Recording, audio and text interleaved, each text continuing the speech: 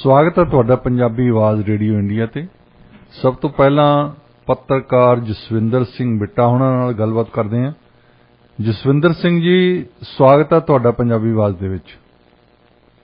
जी बहुत मेहरबानी पुरेवाल साहब और रेडियो ARP 1110 सुनने वाले साडे सारे सत्कारयोग भरानों प्यार भरी निੱਘੀ सत श्री अकाल।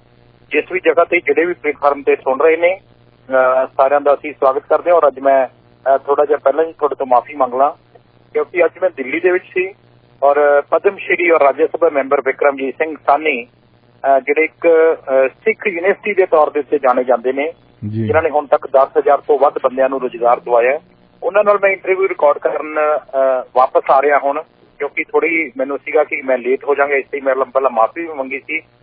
ਹੁਣ ਮੈਨੂੰ ਰਸਤੇ ਦੇ ਵਿੱਚ ਹੈ, ਮੈਂ ਪਹੁੰਚ ਰਿਹਾ। ਜੇ ਕੋਈ ਡਿਸਟਰਬੈਂਸ ਤੇ ਹੋਵੇ ਤਾਂ ਮੈਂ ਮਾਫੀ ਚਾਹੁੰਦਾ।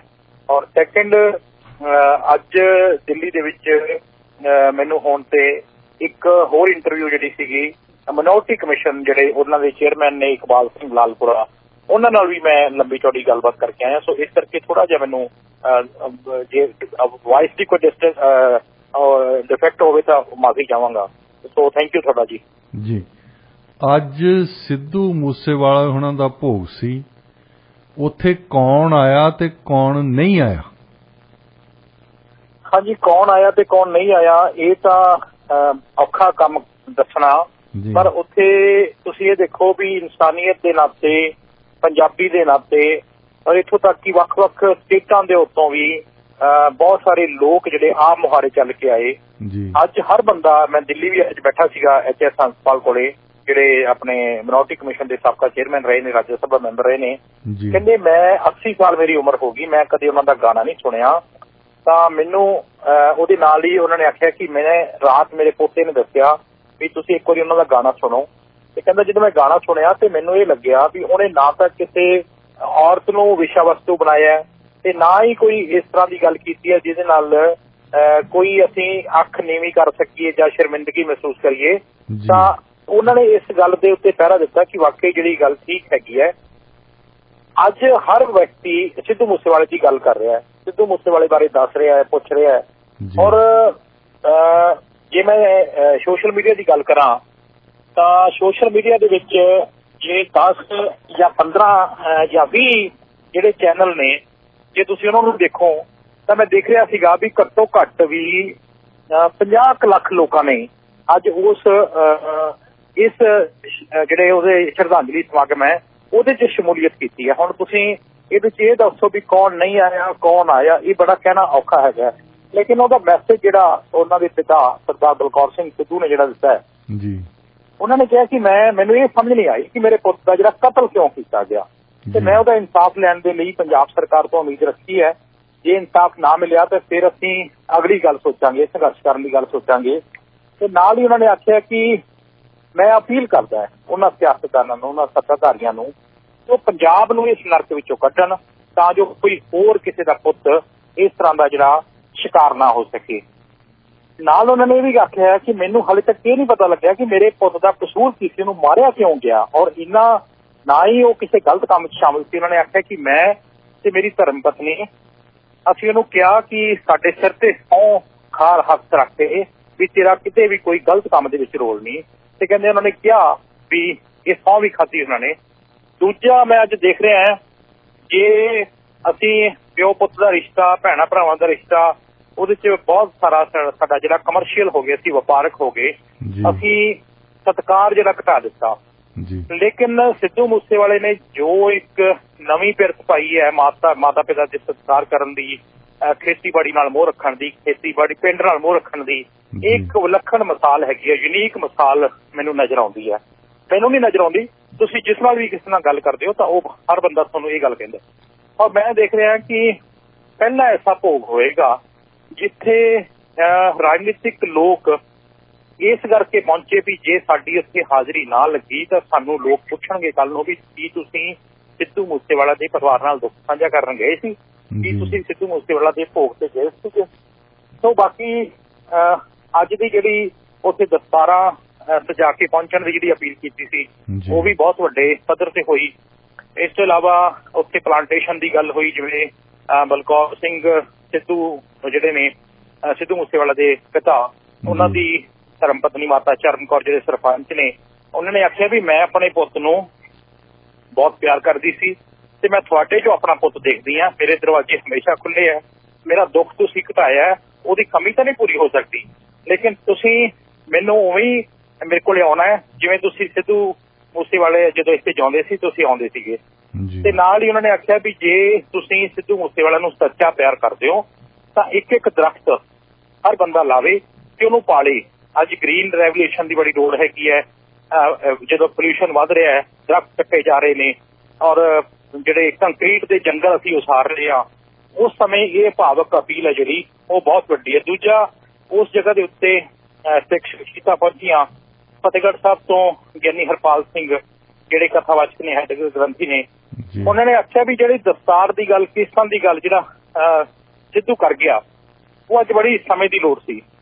ਦੇਖੋ ਅੱਜ ਇੱਕ ਹੋਰ ਗੱਲ ਚੱਲ ਰਹੀ ਸੀ ਇੱਥੇ, ਪਹਿਲਾਂ ਦੀਪ ਸਿੱਧੂ ਦੀ ਡੈਥ ਹੁੰਦੀ ਹੈ ਤੇ ਅੱਜ ਸ਼ੁਭਦੀਪ ਸਿੰਘ ਸਿੱਧੂ ਦੀ ਡੈਥ ਹੁੰਦੀ ਹੈ। ਤੁਸੀਂ ਦੇਖੋ ਵੀ ਦੋ ਨਾਂ ਹੈ, ਉਹਦੇ ਅੱਗੇ ਸ਼ੁਭ ਲੱਗਿਆ ਹੋਇਆ, ਉਹਦੇ ਅੱਗੇ ਦੀਪ ਲੱਗਿਆ ਹੋਇਆ। ਇੱਕ ਤਾਂ ਇਹ ਗੱਲ ਸੀ, ਉਹ ਮੈਸੇਜ ਵੀ ਉੱਥੇ ਕਾਫੀ ਟਰੈਵਲ ਹੋਇਆ। ਦੂਜਾ ਇਹ ਹੈਗਾ ਕਿ ਉਸ ਜਗ੍ਹਾ ਦੇ ਉੱਤੇ ਉਹਨਾਂ ਨੇ ਕਿਹਾ ਕਿ ਸਾਡੀ ਸਮਾਧ ਦੇ ਉੱਤੇ ਜਾਂ ਜੋ ਵੀ ਉਹ ਬਣਾਈ ਗਈ ਹੈ ਉਹਦੇ ਉੱਤੇ ਕੋਈ ਮੱਥਾ ਨਾ ਟੇਕੇ।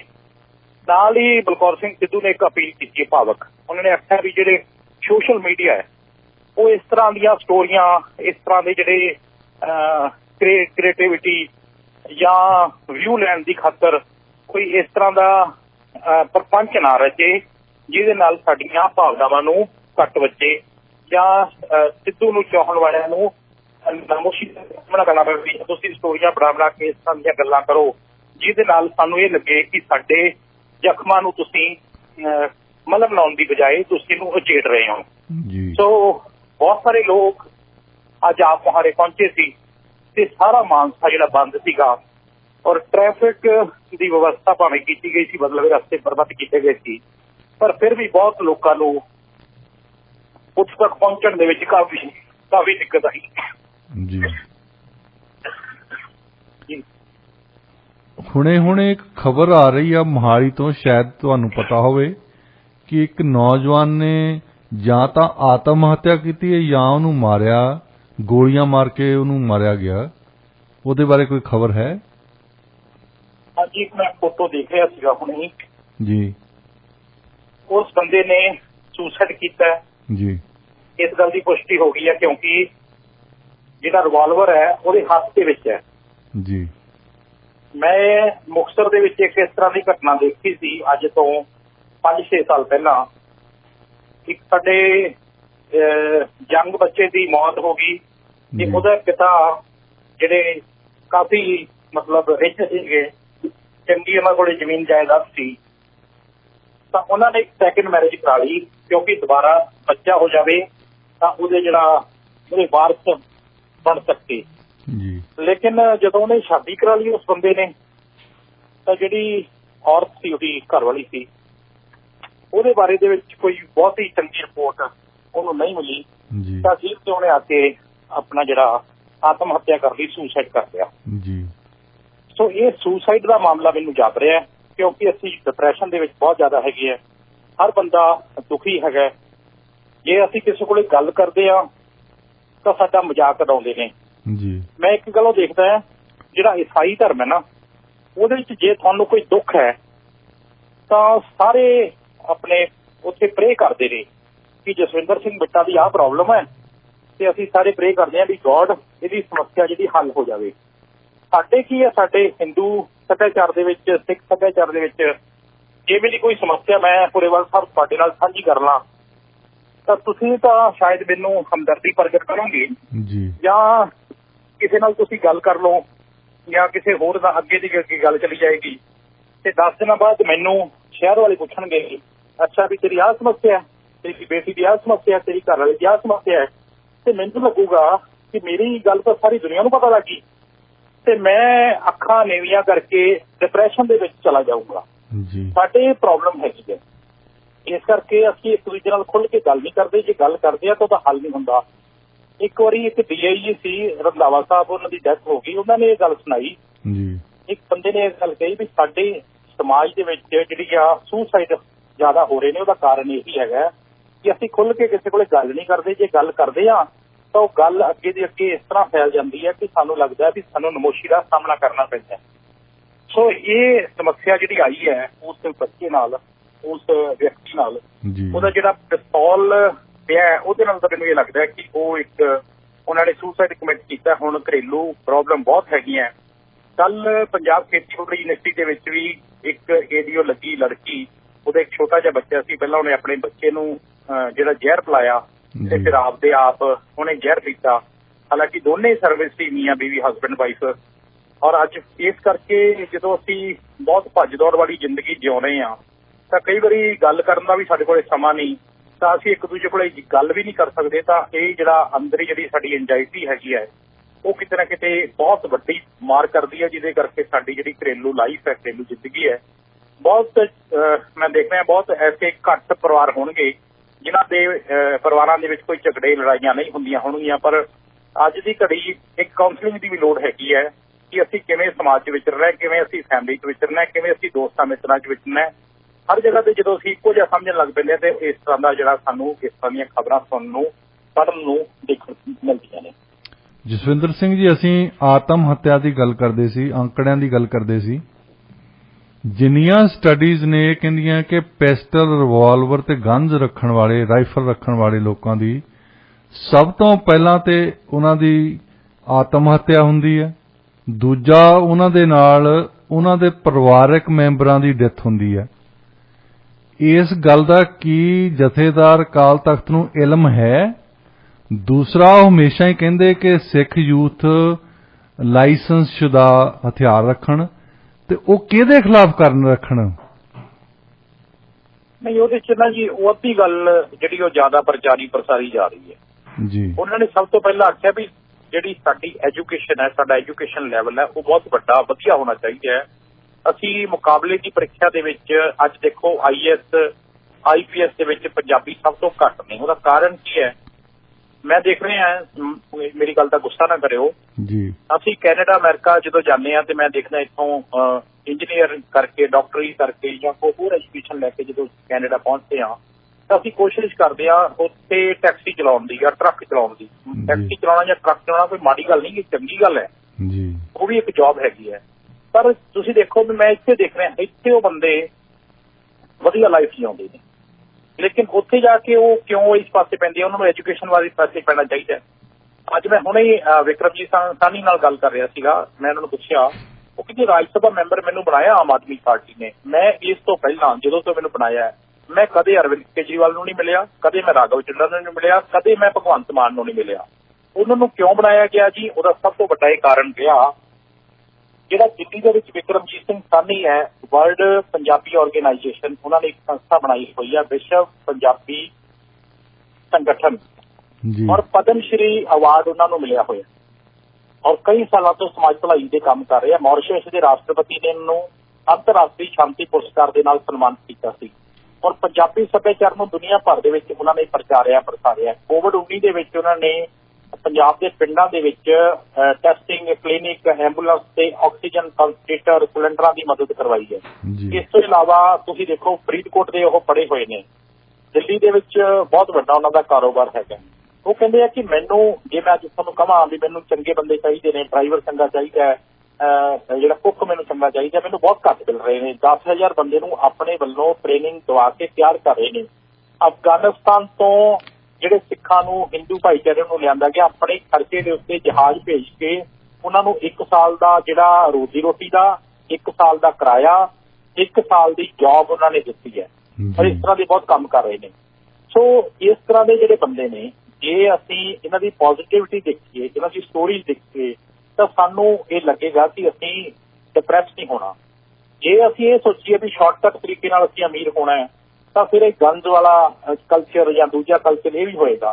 ਹੁਣ ਤੁਸੀਂ ਦੇਖੋ, ਜੇ ਸ਼੍ਰੀ ਅਕਾਲ ਤਖਤ ਸਾਹਿਬ ਨੇ ਆਖਿਆ ਵੀ ਸਾਨੂੰ ਤਾਲੀਮ ਚੰਗੀ ਚਾਹੀਦੀ ਹੈ ਤਾਂ ਉਸ ਗੱਲ ਨੂੰ ਤਾਂ ਲੁਕੋਲਿਆ ਗਿਆ, ਇਸ ਗੱਲ ਨੂੰ ਉਭਾਰਿਆ ਗਿਆ ਵੀ ਸਾਨੂੰ ਪਿਸਤੌਲ ਚੰਗੇ ਚਾਹੀਦੇ, ਅਸਲਾ ਚੰਗਾ ਚਾਹੀਦਾ। ਫਿਰ ਵੀ ਉਹਨਾਂ ਨੇ ਲਾਇਸੈਂਸ ਕੀਤੇ ਹੈ, ਲੇਕਿਨ ਅੱਜ ਜਿਹੜੇ ਹਾਲਾਤ ਹੈ, ਅੱਜ ਤੁਸੀਂ ਨਹੀਂ, ਮੇਰਾ ਸਵਾਲ ਇਹ ਆ ਜਥੇਦਾਰ ਸਾਹਿਬ ਨੂੰ ਵੀ ਕੀ ਉਹਨਾਂ ਨੂੰ ਇਲਮ ਹੈਗਾ ਕਿ ਜਦੋਂ ਤੁਸੀਂ ਪਿਸਤੌਲ ਜਾਂ ਰਿਵਾਲਵਰ ਜਾਂ ਰਾਈਫਲ ਰੱਖਦੇ ਆ ਸਭ ਤੋਂ ਪਹਿਲਾਂ ਇਹ ਬੰਦੇ ਆਤਮ ਹੱਤਿਆ ਕਰਦੇ ਆ, ਦੂਸਰੇ ਨੰਬਰ ਤੇ ਘਰ ਦੇ ਕਿਸੇ ਬੰਦੇ ਨੂੰ ਮਾਰਦੇ ਆ।